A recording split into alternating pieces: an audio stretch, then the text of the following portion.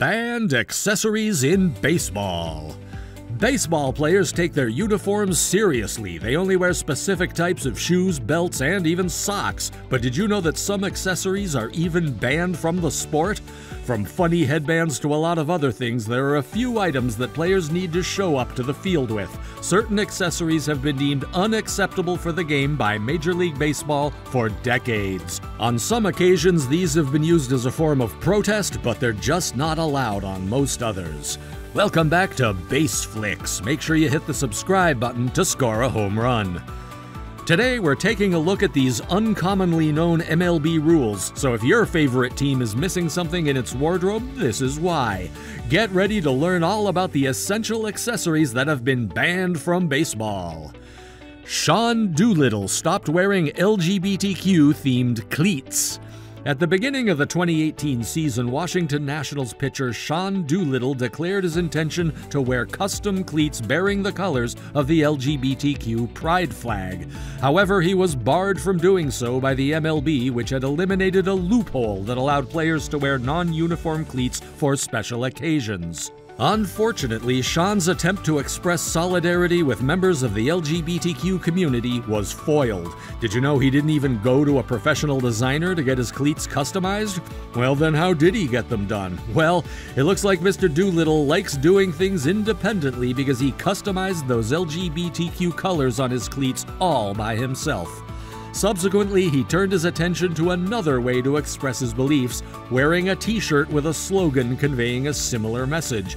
He decided on You, Me, We, which speaks to his belief in living a life of inclusion. And what do you know, it wasn't against MLB's rules.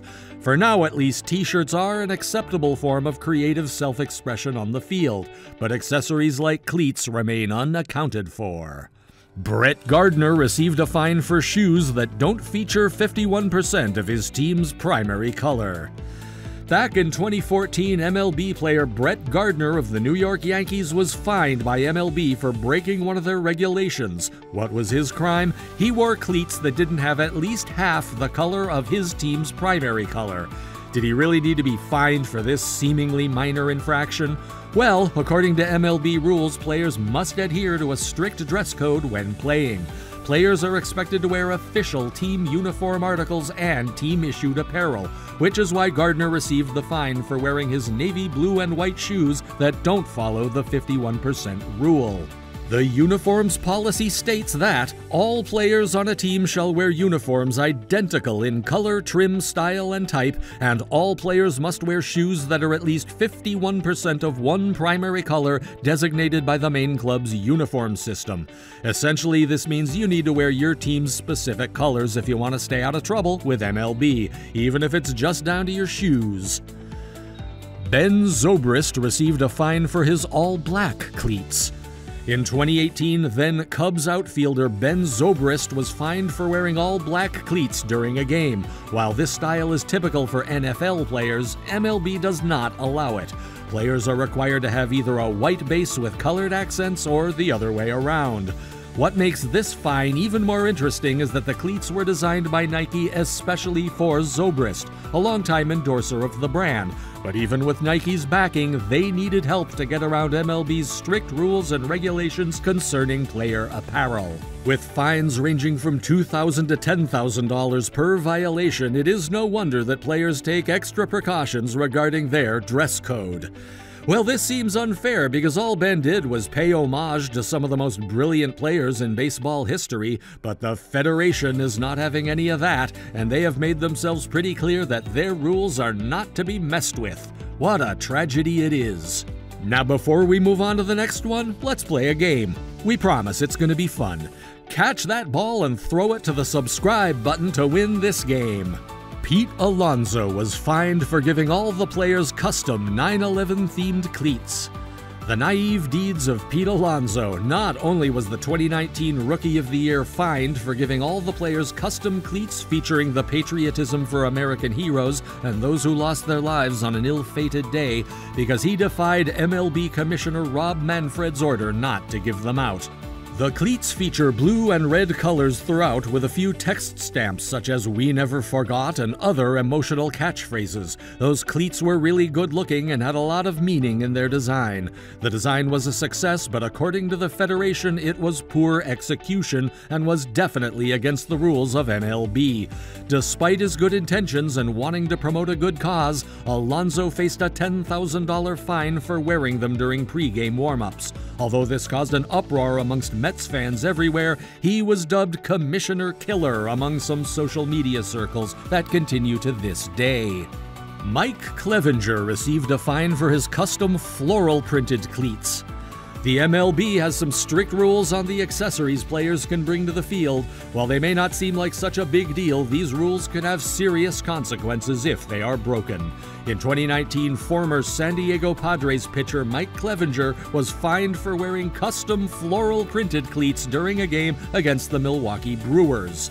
Clevenger had been warned about his cleats previously, but the team had thought it wouldn't be an issue since his cleats were just for show and did not provide any real performance advantage. Unfortunately for him, however, MLB does not allow any customizations on a player's uniform or equipment, and he was eventually fined $1,000 for his fashion faux pas.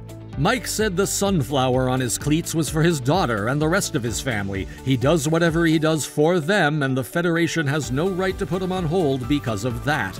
According to the Federation, his cleats were so bright that they were distracting for the hitter, and that sounds like a very illogical explanation for banning something.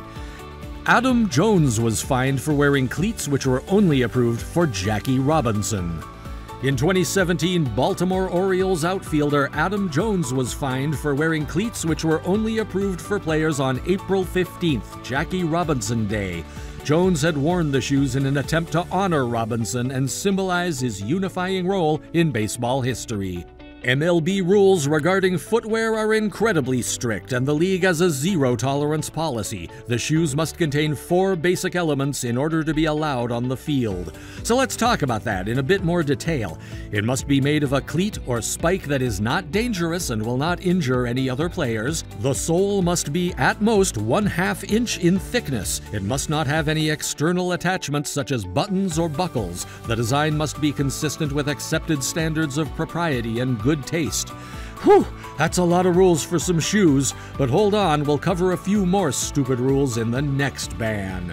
Yasiel Puig fined for wearing Vin Scully-inspired cleats.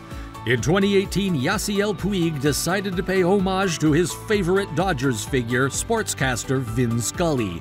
He did this through his choice of footwear, wearing a pair of red and blue cleats with Scully's face printed on the side with the text, "Vin for the win." That same day, the baseball gods sent their judgment down on Puig in the form of a hefty fine from MLB. Unlike most other sports, baseball has some strict rules governing what kind of equipment players can use during games. Remember we said we'll cover a few more stupid rules that make no sense? Well, brace yourselves, because here they are. According to the Federation, there shouldn't be any solid color or single color pair of cleats. There shouldn't be any fluorescent or bright colors on the cleats. Also, words or symbols can only be written on them if it is the player's name or their team logo. The logos must match the team uniform as well.